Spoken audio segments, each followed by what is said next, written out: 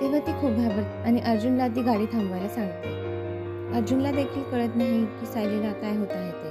त्यानंतर ते दोघेही घरी पोहोचतात. त्यानंतर मालिकेच्या पुढील भागात आपल्याला पाहायला मिळणार आहे. तेव्हा घरातील सगळेजण म्हणतात की आज तुझा देखील बर्थडे होता तर सांगितलं का नाहीस?